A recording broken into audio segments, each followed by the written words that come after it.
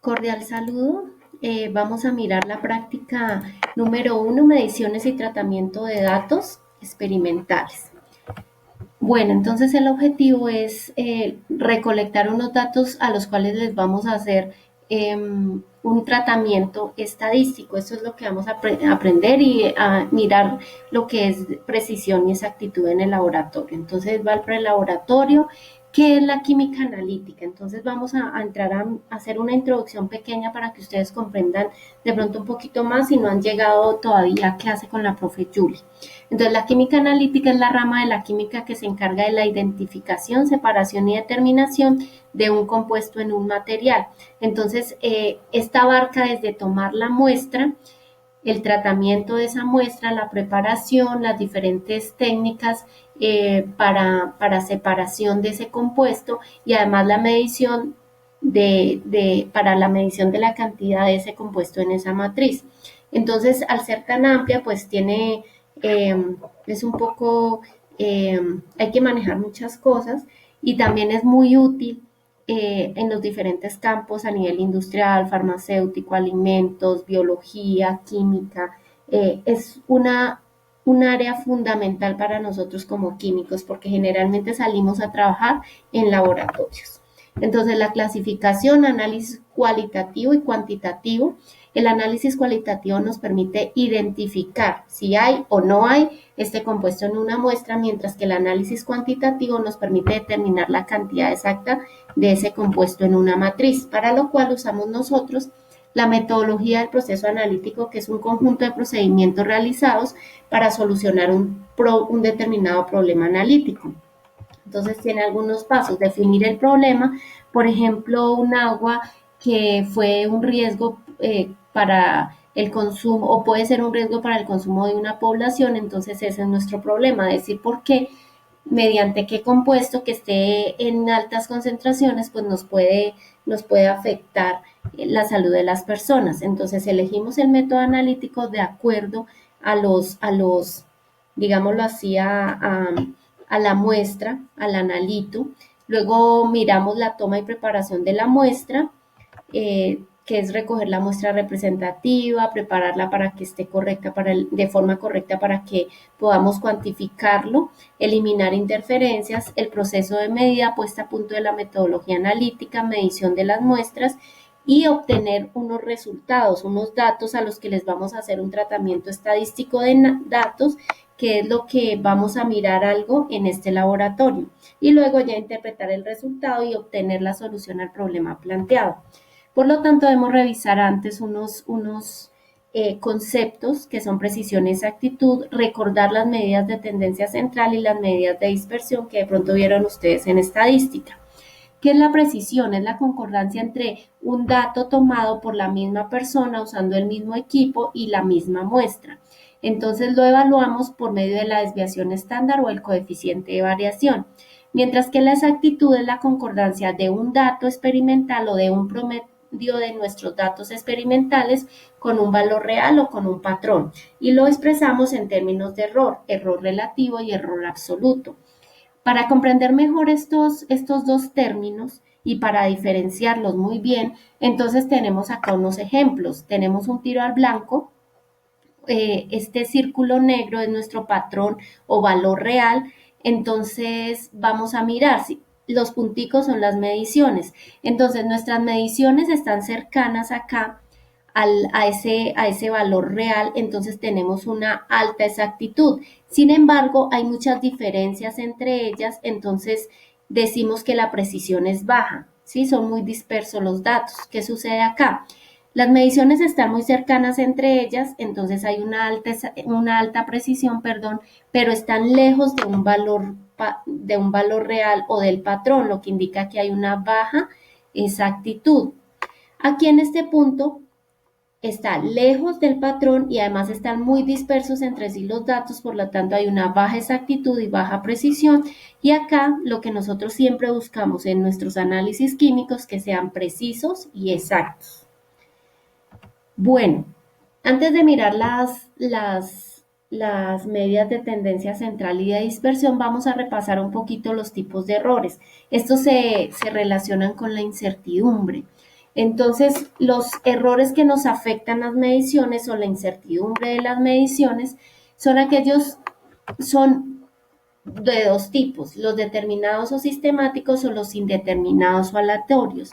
Los determinados son debido a una causa asignable, como lo son, por ejemplo, los errores de los instrumentos que no estén calibrados, los errores del método, que el método no sea adecuado para determinar un analito en una matriz, o los errores personales, que la persona no mide bien, no pesa bien, etcétera.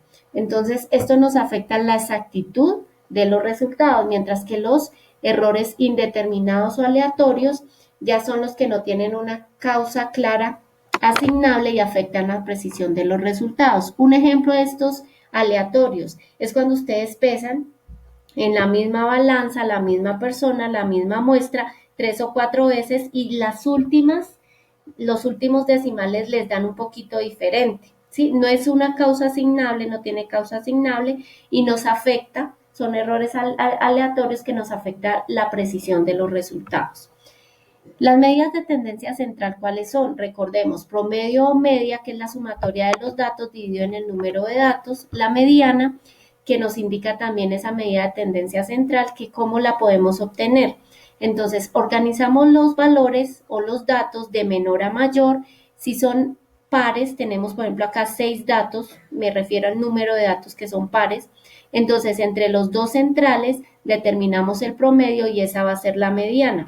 Si los datos son impares, el número de datos son impares más bien, por ejemplo aquí tenemos 5 datos, el central será la mediana.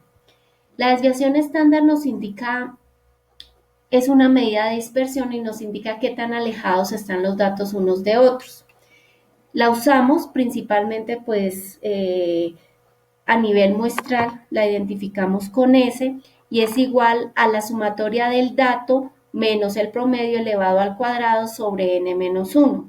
¿Listo? Aquí tenemos un ejemplo de los cálculos de desviación estándar porque los deben hacer ustedes en la calculadora para que los aprendan a hacer en laboratorio. Entonces, por ejemplo, tenemos 5 datos que yo puse 2, 3, 4, 5 y 6. Miramos primero el promedio, determinamos el promedio de esos datos, que es 4, y para desarrollar la desviación estándar le damos primer dato, 2, menos el promedio, que es 4 elevado al cuadrado, más siguiente dato, que es 3, menos el promedio, que es 4 elevado al cuadrado, más siguiente dato, que es 4, menos el promedio elevado al cuadrado, más siguiente dato, que es 5, menos el promedio elevado al cuadrado, más último dato, 6, menos el promedio elevado al cuadrado, dividido en el número de datos, que es 5 menos 1. Todo esto raíz. Yo les recomiendo que en la calculadora desarrollen primero esta suma de estos paréntesis, dividan en este caso en 4 y luego sacan la raíz para que nos dé un resultado correcto, porque muchas veces pues hay inconvenientes y les dan otros datos. Y esto tenemos que tenerlo bien porque la desviación estándar la usamos para determinar el coeficiente de variación, que es otro indicativo de precisión. Entonces, el coeficiente de variación es igual a la desviación estándar sobre el promedio por 100. Miremos que acá está multiplicado por 100, es decir, este coeficiente de variación se da en porcentaje y decimos que cuando tiene un máximo de 5% el resultado en el coeficiente de variación, decimos que los datos son precisos. Si nos da por encima de 5%, decimos que los datos son imprecisos y que no nos sirve. En este caso, o volvemos a repetir las mediciones o rechazamos algunos datos que nos está ampliando la dispersión. Listo, para determinar la exactitud tenemos que mirar el error absoluto y el error relativo. Recordemos que la exactitud es concordancia de nuestro valor o promedio de valores experimentales menos, comparado con un valor real. Y el error relativo es nuestro valor experimental o promedio de nuestros valores experimentales menos un valor real. El error relativo, valor experimental menos valor teórico sobre valor teórico por 100. Recordemos que acá va el promedio, ¿sí? En este caso en nuestro laboratorio.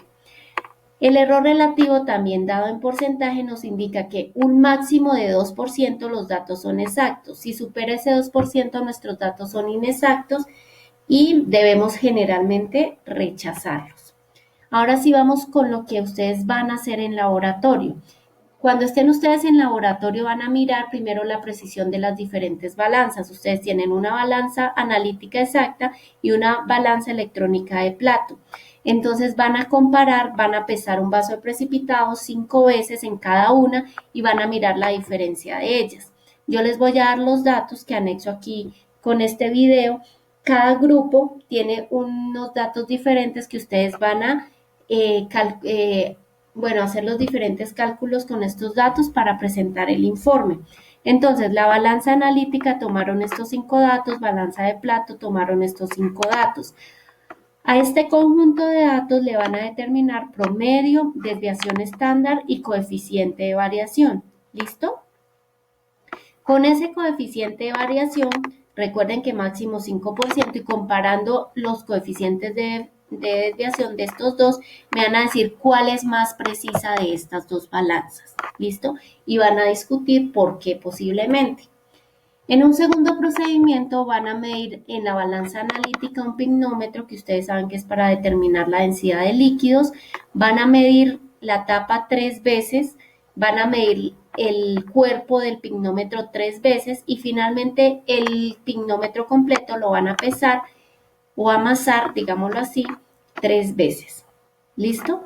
Con estos resultados, ¿qué van a hacer? Van a hallar para cada conjunto de datos promedio, desviación estándar, coeficiente de variación, pero lo más importante, lo que vamos a discutir acá es el promedio de la masa del pignómetro, lo van a comparar con la suma de estos dos promedios, los van a sumar estos dos promedios, van a obtener una masa del pignómetro completo y la van a comparar con este peso directo en la balanza. Entonces van a hallar el error relativo y absoluto teniendo como base el promedio de este peso. Este va a ser su valor real, el promedio de la masa del pignómetro completo. Y van a hallar error relativo y error absoluto y en la discusión me van a decir no, es más exacto tal medida o es mejor pesarlo completo o pesarlo por partes. ¿Listo? Van a discutir esto. Finalmente van a mirar las fuentes de errores sistemáticos. Entonces, inicialmente en el laboratorio, ¿ustedes qué hacen? Pesan con guantes un vaso de precipitado 5 veces, luego ese mismo vaso exhalan, lo rayan, lo contaminan y lo vuelven a pesar 5 veces y van a mirar si esa manipulación va a afectar el peso de ese vaso de precipitado.